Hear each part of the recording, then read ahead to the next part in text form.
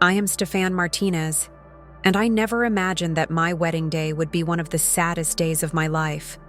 Not because I didn't love my husband, but because my own father, the one who was supposed to be my friend, protector, and companion, did something terrible to me.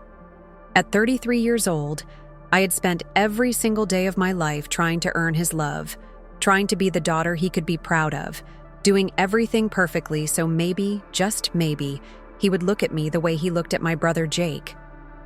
But that October morning in Chicago, as I stood in front of the hotel mirror wearing the white dress I had dreamed about since I was 7 years old, I felt my stomach twisting with a fear that had nothing to do with wedding nerves. The dress was beautiful, pure white silk with tiny pearls sewn into the bodice, exactly like the princess dresses I used to draw in my coloring books. I should have felt magical, like Cinderella going to the ball. Instead, I felt sick to my stomach because I knew my father well enough to know that even on my wedding day, he would find a way to hurt me. He always did. My phone started buzzing on the marble countertop, making that angry sound that meant someone was calling me over and over again. When I saw Jake's name on the screen, my hands immediately started shaking. Jake never called me multiple times unless something was really, really wrong. Stefan? Jake's voice was barely a whisper when I answered, like he was hiding in a closet somewhere. You need to know what's happening here.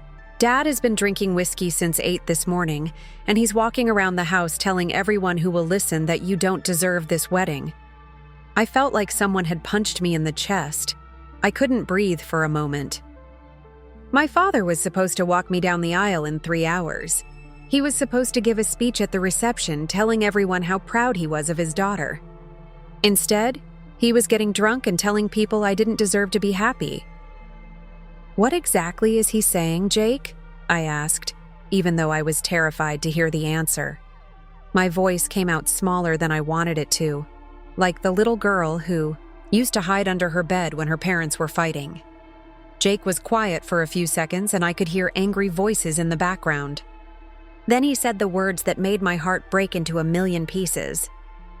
He's telling everyone that you've always been the biggest disappointment in our family, and that Mom and Dad are wasting their money on this fancy wedding for someone who has never done anything to make them proud. I had to sit down on the bed because my legs felt too weak to hold me up. This was my wedding day. The day I had been planning for 6 months, working extra hours to pay for everything myself because I didn't want to be a burden. The day I had chosen every flower, every song, every single detail to make it perfect. And my own father was spending. The morning telling people I was a disappointment and a waste of money. Is Mom trying to stop him? I whispered, already knowing what Jake would say. She's making excuses for him, like always, telling everyone he's just nervous about giving away his little girl and doesn't mean what he's saying. Jake's voice got even quieter. But Stefan, I heard him practicing his speech for tonight and it's bad. Really bad. He's planning to embarrass you in front of everyone. My heart was beating so fast I thought it might explode. I looked at myself in the mirror again and saw a scared little girl in a princess dress. The same scared little girl who used to apologize for existing, who used to try so hard to be perfect that she made herself sick. The same little girl who never understood why her father could love Jake so easily, but could barely look at her without finding something wrong. I wrote a speech thanking him and Mom, I told Jake, my voice breaking. I spent hours writing it, making sure every word was perfect, trying to show them how grateful I am for everything they've done for me. Stefan, maybe you shouldn't... No, I interrupted. And for the first time in my life, I heard something different in my own voice. Something harder. I'm not canceling my wedding because Dad decided to get drunk and cruel. I'm marrying David. Today, and if Dad wants to embarrass himself, that's his choice. But even as I said those brave words, my whole body was shaking. I had never stood up to my father before, never refused to fix his messes or make excuses for his behavior. I was the daughter who apologized when he yelled at me for things that weren't my fault. I was the daughter who worked 3 jobs in college. Because he said I didn't deserve his financial help like Jake did. I was the daughter who still called him every Sunday, hoping this would be the week he would say he was proud of me. When I arrived at the church, I tried to focus on how beautiful everything looked. The white roses I had chosen were everywhere, filling the air with their sweet smell. The sun was streaming through the stained glass windows, making everything glow like something out of a fairy tale. This should have been the happiest moment of my life. But when I saw my father waiting at the back of the church to walk me down the aisle, my heart sank. His eyes were bloodshot, his face was flushed red from drinking, and when he looked at me, there was no love in his expression, no pride, no joy, just the same cold disappointment I had seen my entire life. "You look fine," he said flatly when he saw me in my wedding dress. Not beautiful, not radiant, just fine. Like I was wearing a regular dress to go grocery shopping. I wanted to cry right there, but I couldn't ruin my makeup. So I took his arm and walked down that aisle, pretending to smile while my heart was breaking with every step. David was waiting for me at the altar with tears of joy in his eyes, and that's what kept me going. He loved me. He thought I was worth celebrating. He had never once made me feel like I wasn't good enough. The ceremony was beautiful. We said our vows, and when David promised to love and cherish me forever, I believed him because he had already been doing it for 3 years. When we kissed as husband and wife, I felt a moment of pure happiness despite everything else. But then came the reception, and with it, the moment that would destroy me and save me at the same time. We were halfway through dinner when the speeches began. David's father talked about love and partnership. My mother gave a short speech about watching me grow up, carefully avoiding saying anything that might upset my father. Then it was my turn to thank everyone for celebrating with us. I stood up with my speech in my hands, the speech I had rewritten 5 times to make sure it was perfect, to make sure my parents would finally hear how much I appreciated them despite everything. My heart was full of hope that maybe, just maybe, this public moment would make my father realize he loved me. But before I could say a single word, my father pushed his chair back and stood up.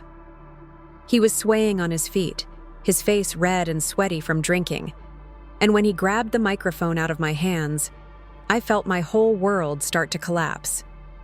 "Before my daughter starts her little speech," he announced loudly, his words slurred, and mean, "I think everyone here should know exactly who they're celebrating tonight." The entire room went completely silent. All 150 guests stopped eating, stopped talking, stopped breathing. Every single person was staring at us, waiting to see what would happen next. I felt like I was drowning in that silence, like I couldn't get enough air into my lungs. My mother was pulling at his jacket, whispering, "Please don't. Please sit down." But he pushed her away like she was bothering him, and then he said the words that would haunt me forever. "Everyone here knows that Stefan has always been the shame of our family. She's never made us proud, not once in her entire life. And this expensive wedding doesn't change what she really is, a disappointment." The silence that followed was so complete I could hear my own heartbeat pounding in my ears. I could feel every pair of eyes in that room staring at me, waiting to see if I would collapse like I always did when he attacked me. Some people were whispering to each other in shock. Others were staring down at their plates, too embarrassed to watch me being destroyed by my own father on my wedding day. My mother was crying now, still trying to get him to sit down. Jake looked horrified but remained frozen in his chair, just like always when Dad was being cruel to me. And I stood there holding my carefully written thank you speech, the speech full of love and gratitude for parents who had never deserved it. But something different happened this time. Instead of the familiar shame that usually made me want to disappear, I felt something new growing inside my chest. It was hot and fierce and completely unfamiliar. It was rage. Pure, justified rage at 33 years of being treated like I was worthless by the man who was supposed to protect me from the world. not be the person who hurt me the most. I looked at my father's drunk, cruel face, and then I looked down at my speech, full of lies about how grateful I was to parents who had spent my wedding morning telling people I was a disappointment. And I made a decision that surprised everyone in that room, including myself. I tore the speech in half, right there in front of everyone. I ripped that speech in half and threw the pieces on the floor. My hands were shaking, but not from fear anymore. I was shaking because I was angry, angrier than I had ever been in my entire life. I looked at my father standing there drunk and mean, and I realized I was done being his victim. "You want everyone to know who I really am, Dad?" I said, my voice loud enough for all 150 people to hear me clearly. "Let me tell them myself." My mother's face went white. She was grabbing at my father's arm, trying to pull him back to his seat, but I could see the panic in her eyes. She knew I was about to say things that would embarrass the whole family. Good. Maybe it was time our family felt embarrassed for once instead of always making me feel that way. "You're absolutely right, Dad. I have been a disappointment," I continued, looking directly at his shocked face. "I've been disappointing myself for 33 years by pretending you're a good father when you're actually the worst father anyone could have." The whole room went completely silent. People stopped chewing their food. They stopped talking. They stopped moving.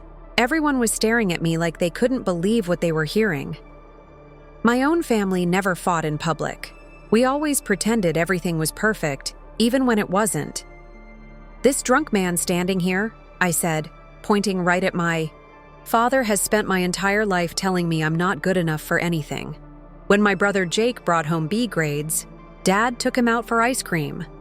When I brought home A grades, Dad asked me why they weren't A+ grades." I saw some of my relatives nodding their heads because they had seen this happen over the years. My Aunt Carol was looking at my father like she finally understood why I always seemed so sad at family gatherings.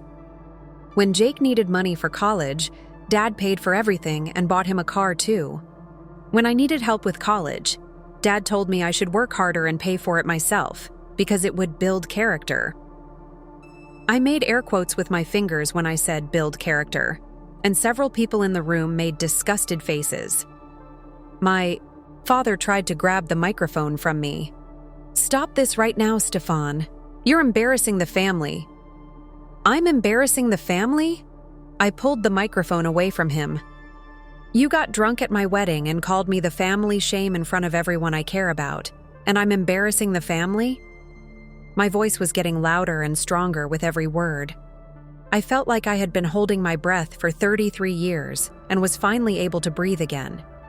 "Let me tell everyone what kind of father you really are," I said, turning to face all the guests. "I worked 3 jobs in college because my own father said I didn't deserve his money like my brother did. I gave up a great job in New York because my parents guilt-tripped me into staying here to take care of them. I organized every single family party, remembered every birthday, called you every Sunday, hoping maybe this would be the week you'd tell me you loved me." I could hear people whispering to each other now. Some of them looked shocked. Others looked angry on my behalf. My cousin Lisa was crying because she remembered how hard I had worked to pay for college while Jake got everything handed to him. I paid for this wedding myself because I didn't want to be a burden on parents who had already made it clear I wasn't worth spending money on.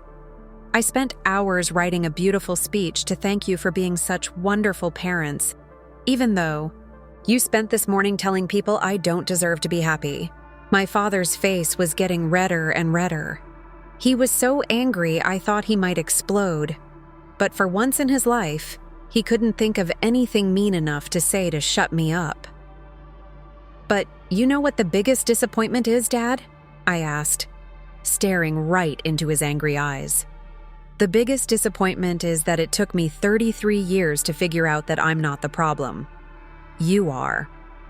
The entire room gasped. Nobody in our family had ever talked to my father like this before. He was used to everyone being scared of him, walking on eggshells around him, doing whatever he wanted to avoid his anger. You're a bully who picks on his own daughter because it makes you feel big and important. You're a drunk who ruins his daughter's wedding because you can't stand to see her happy. You're a terrible father who failed so badly that your own child has to protect herself from you on her wedding day." My father was so angry he was shaking. His hands were in fists, and his face looked like he might have a heart attack. "How dare you talk to me like this? How dare you?" I yelled back, and I didn't care that everyone was staring. "How dare you get drunk and try to ruin my wedding? How dare you call me the family shame when you're the one who should be ashamed? How dare you stand there acting like I'm the bad person when you're the one who has made me feel worthless my whole life?" Then something amazing happened. Someone started clapping.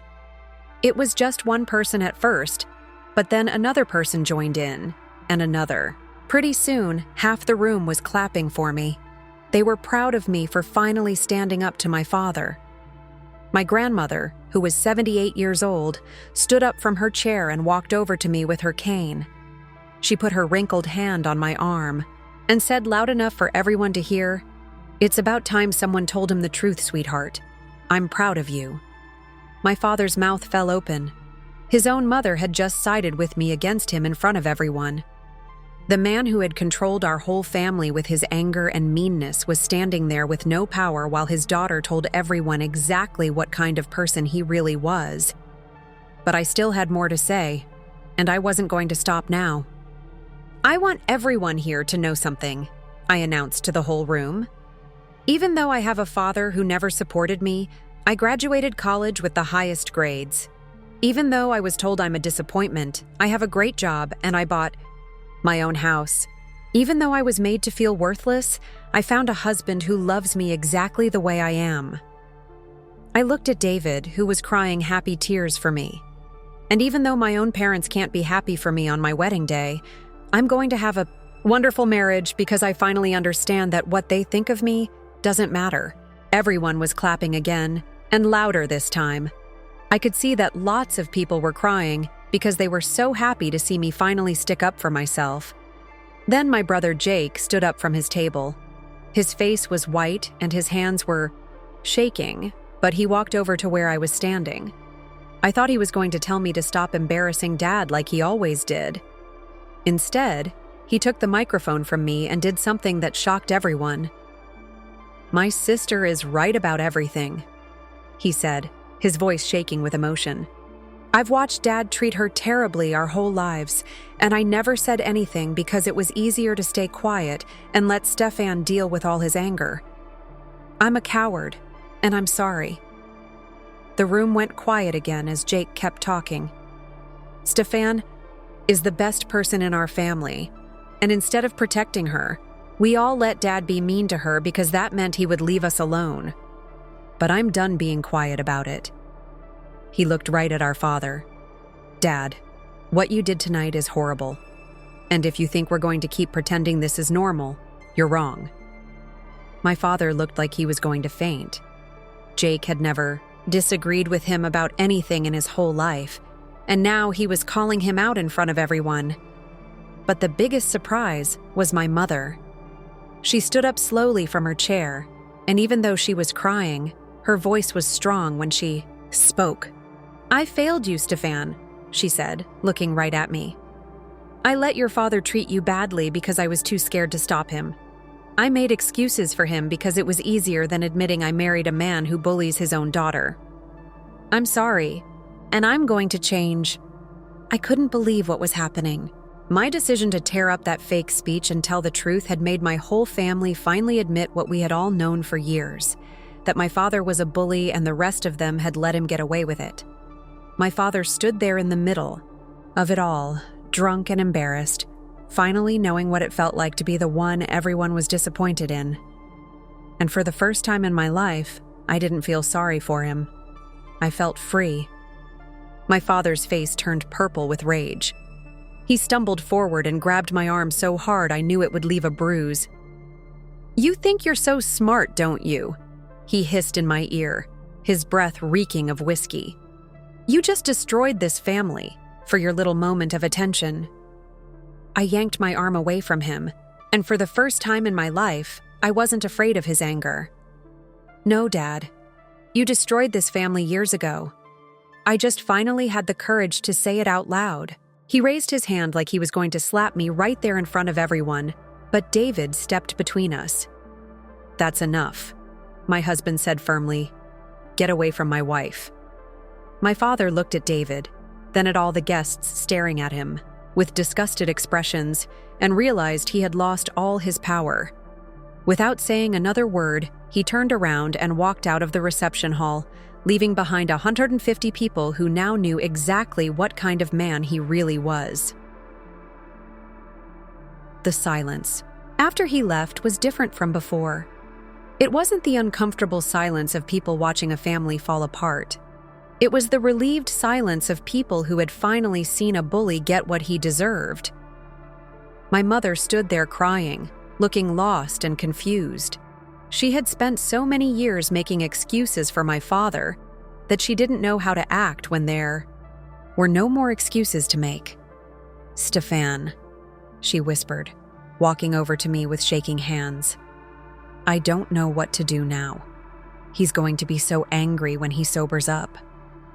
"Then maybe it's time for you to decide if you want to live with an angry man for the rest of your life, Mom," I said quietly. "Because I'm done walking on eggshells around him, and I'm done pretending his behavior is normal." She looked at me like she had never seen me before. Her quiet, obedient daughter who always tried to keep the peace had just stood up to the man who had terrorized our family for decades. And she didn't know if she was proud of me or scared of what would happen next. Jake came over and put his arm around me. "I meant what I said, Stefan. I should have protected you years ago, and I'm sorry I didn't. But from now on, things are going to be different."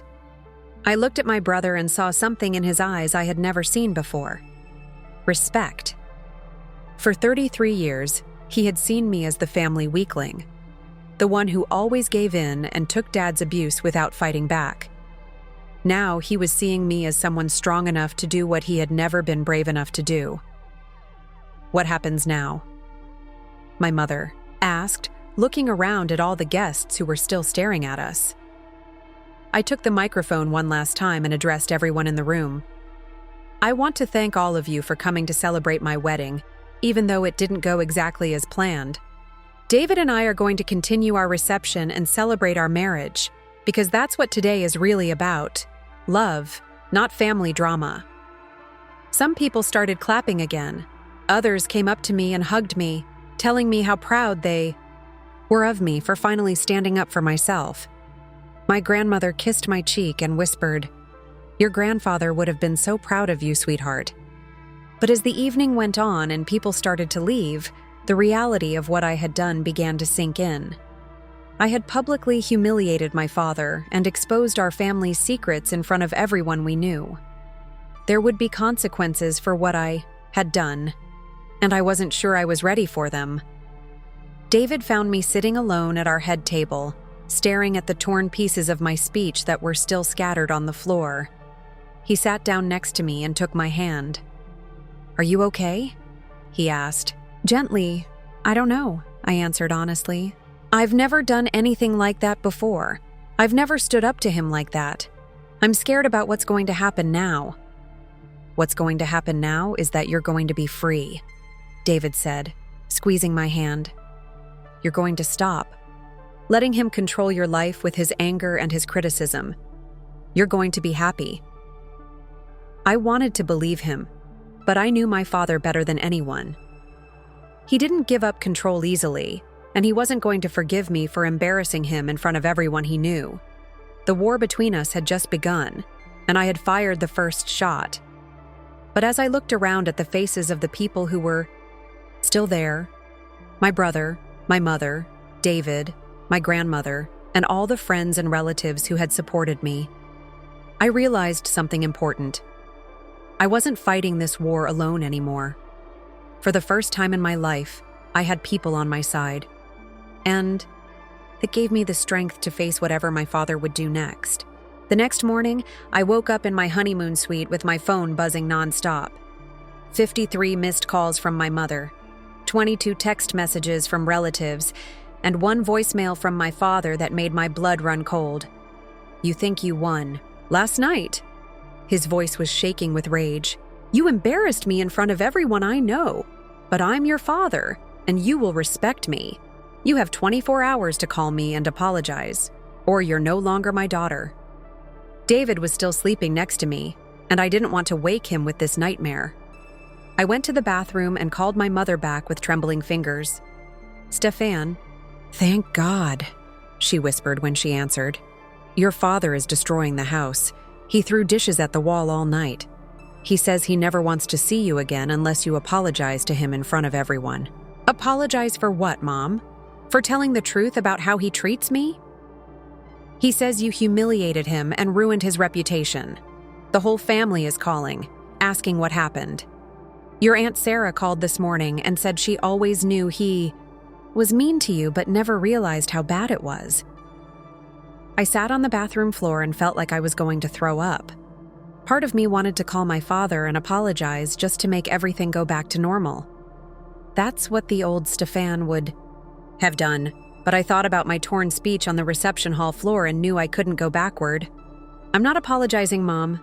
He ruined my wedding day. He called me the family shame in front of 150 people. If anyone should be apologizing, it's him." My mother was crying now. "But Stefan, what am I supposed to do? He's talking about changing his will, cutting you out of everything. He says if you don't apologize, you're not welcome at family gatherings anymore." "Then I guess I won't be at family gatherings anymore." The words came out of my mouth before I could stop them, and I realized I meant them. I was done being held hostage by my father's threats and my mother's fear. "You don't mean that," my mother said desperately. "Yes, I do. I'm 33 years old, Mom. I have my own life, my own house, my own husband. I don't need Dad's money or his permission to exist." When I hung up the phone, David was standing in the doorway. He had heard everything, and his face was full of concern. "How bad is it?" he asked, sitting down next to me on the bathroom floor. "Bad. Dad wants me to apologize publicly, or he's cutting me out of the family forever." "And what do you want to do?" I looked at my husband, this man who had married me knowing my family was complicated, and I felt a strength I didn't know I had. Want to let him cut me out. I want to be free of his threats and his control. But I'm scared, David. What if I lose my whole family? What if I end up alone? David took my hands in his. "You're not alone, Stefan. You have me, and you have everyone who stood up for you last night. Real family doesn't threaten to abandon you for telling the truth." He was right, but it still hurt. Despite everything my father had done to me, he was still my father. The little girl inside me still wanted his love and approval, even though I knew I would never get it. My phone rang again. This time it was Jake. "Stefan, we need to talk. Can you meet me for coffee?" An hour later, I sat across from my brother at a small cafe, both of us looking exhausted and emotionally drained. "Dad's lost his mind," Jake said quietly. "He's ranting about disowning you, calling lawyers about the will, telling everyone who will listen that you're an ungrateful daughter who destroyed the family. Are you here to convince me to apologize to him?" Jake looked at me for a long moment. "No, I'm here to tell you that what you did last night was the bravest thing I've ever seen. And I'm ashamed that it took you standing up to him for me to realize what a coward I've been." I felt tears starting in my eyes. "I've been thinking all night about how different our childhoods were," Jake continued. "Dad praised me for everything and criticized you for everything, and I just accepted that as normal. I never questioned why he treated us so differently. I never stood up for you when he was being cruel. I just stayed quiet and let it happen, because it was easier." "Jake, you were just a kid too." "No, Stefan. I'm 3 years older than you. I should have protected you, especially when we got older. Instead, I watched him tear down your confidence year after year and did nothing." We sat in silence for a moment, both of us finally facing truths we had avoided for decades. What happens now? I asked.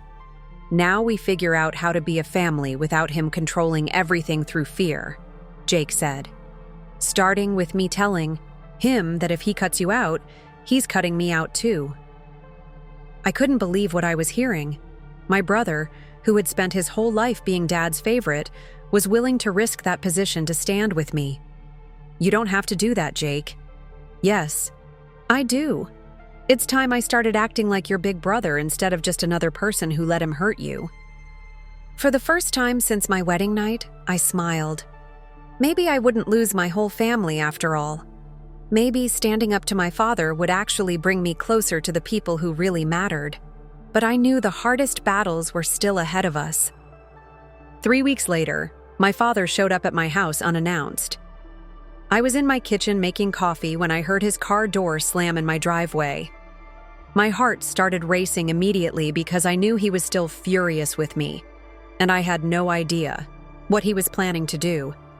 When I opened the door, he looked terrible. His hair was messy, his clothes were wrinkled, and his eyes were bloodshot like he hadn't slept in days.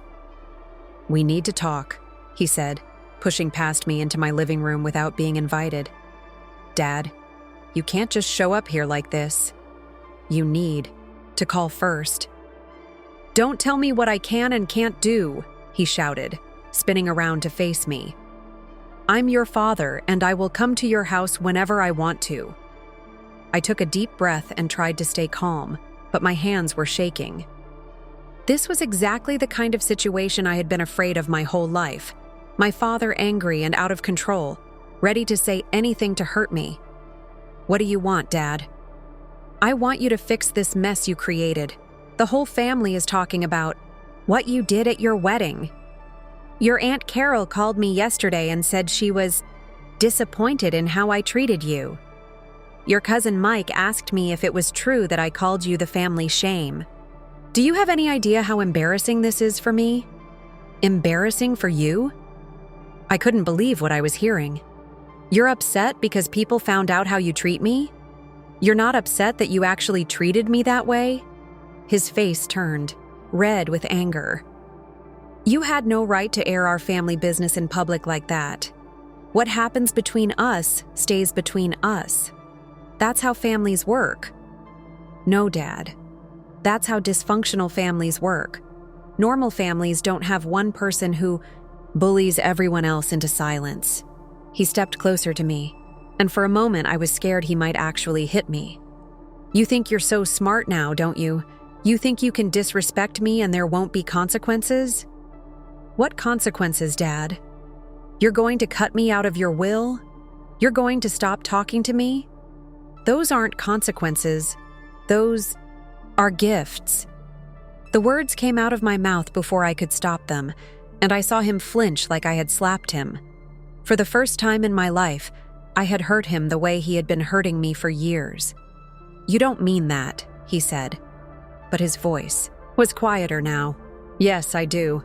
I'm tired of you using your love as a weapon against me. I'm tired of walking on eggshells around you.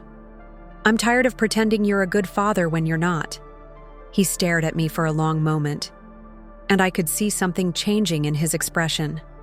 The anger was still there, but there was something else too, something that looked almost like fear. "I gave you everything," he said finally. "I worked hard to provide for this family. I put a roof over your head and food on the table, and this is how you repay me? You gave me a roof and food, Dad, but you never gave me love. You never gave me support. You never gave me the one thing a daughter needs most from her father, the feeling that she's good enough exactly as she is. I was trying to make you stronger. I was trying to prepare you for the real world. By telling me I was a disappointment, by comparing me to Jake constantly, by making me feel worthless." My voice was getting louder now. "That's not making someone stronger, Dad. That's breaking them down." He opened his mouth to argue, but then something happened that I had never seen before. My father started crying. Not just a few tears. He was actually sobbing like a child. "I don't know how to fix this," he said through his tears. "Everyone hates me now. Your mother barely speaks to me. Jake told me he's ashamed of me. And you? You look at me like I'm a monster. I stood there watching this man who had terrorized me, my entire life falling apart in my living room, and I felt something I hadn't expected. I felt sorry for him. Dad, I don't think you're a monster. I think you're a man who never learned how to show love in a healthy way. But that doesn't excuse what you did to me. He looked up at me with desperate eyes. Tell me how to fix it. Tell me what I need to do to make things right between us. For a moment, I felt the old urge to comfort him, to make everything okay so he would stop crying. But then I remembered my torn speech on the floor, and I knew that fixing things wasn't my job anymore. Dad, I can't tell you how to fix this. You have to figure that out yourself. But I can tell you that saying sorry isn't enough. You have to actually change how you treat people. You have to stop trying to control everyone with your anger. He nodded his head like he understood, but I could see in his eyes that he didn't really get it. He thought this was something he could fix with the right words or the right apology. He didn't understand that he had to become a completely different person. Can you forgive me? He asked desperately. Someday, maybe, but not today. And not until you prove that you're actually different, not just sorry. He left my house that day looking like a broken man, and I knew that everything between us had changed forever. I had finally stood up to him completely, and there was no going back to the way things used to be. But for the first time in my life, I wasn't scared of what would happen next. I was ready to face whatever came, because I finally knew my own worth. The phone rang at 3 a.m, and I knew immediately that something terrible had happened. Only emergencies come at that hour, and my family seemed to specialize in emergencies lately. Stefan, you need to come to the hospital right now. My mother's voice was shaking and barely above a whisper. Your father had a heart attack. My hands started trembling as I held the phone. Part of me wanted to hang up and pretend I never got the call. After everything he had put me through, why should I rush to his side? But the other part of me, the part that was still his daughter despite everything, knew I had to go. When I walked into his hospital room an hour later, I barely recognized the man lying in that bed. The father who had seemed so big and powerful and scary my whole life looked small and fragile, with tubes coming out of his arms and machines beeping around him. Stefan, he whispered when he saw me, his voice so weak I could barely hear it. I wasn't sure you would come. I wasn't sure either, I said honestly, pulling a chair next to his bed. But here I am. He closed his eyes and was quiet for so long I thought he had fallen asleep. Then he said something that made my heart stop. I've been thinking about my father a lot since the heart attack, about how he used to talk to me when I was young. His voice was shaky and full of pain. He called me worthless, Stefan. He told me I would never be good enough, that I was the biggest disappointment in his life. I felt like someone had punched me in the stomach. In all my years of wondering why my father treated me so cruelly, I had never thought about what his own childhood must have been like. Last week, before the heart attack, I found some old letters he wrote to me. Reading them was like looking in a mirror. Tears were streaming down his cheeks now. I became exactly like him, didn't I? I said the same horrible things to you that he said to me. For the first time in my entire life, my father was admitting that he had been wrong. He wasn't making excuses or blaming me or saying it was for my own good. He was just taking responsibility for the pain he had caused. Yes, Dad, you did become like him, I said quietly, but at least now you can see it. I'm so sorry, Stefan. I know sorry doesn't fix 33 years of damage, but I need you to know that you were never the problem. I was always the problem. He reached out with his shaky hand and touched mine. Can you ever forgive a foolish old man who spent too many years hurting the person he should have been protecting? I looked at this broken man in the hospital bed and felt something unexpected. The anger I had carried for so long was starting to fade, Not because he was sick, but because finally, he understood what he had done to me. I can forgive you, Dad, but if you get better, things have to be completely different between us. Anything, he said desperately. I'll do whatever you need me to do. No more criticism, no more comparing me to Jake, no more trying to control my life with threats and anger. And if you ever speak to me the way you did at my wedding again, I'll walk away forever. He nodded his head weakly. I promise, Stefan. I swear I'll be different. As I sat there holding my father's hand while he slept, I wondered if people could really change, or if this was just fear talking because he thought he might die. I guess I was about to find out if his promises meant anything. The next few months would test everything we had talked about in that hospital room. But for the first time in my life, I had hope that maybe, just maybe, I could have the father I had always wanted. The question was, would he keep his word, or would I end up disappointed again? The test came sooner than I expected.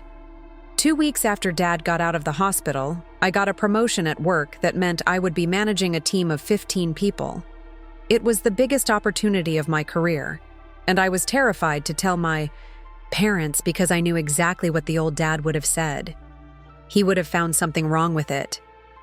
He would have asked why it took me so long to get promoted, or why my salary wasn't higher, or whether I was really qualified for such a big responsibility. He would have found a way to make my success feel like a failure. But I had promised myself that I wouldn't hide my life from my family anymore, so I called them. Dad, I have some news. I got promoted to department manager at work. There was silence on the phone and my heart started racing.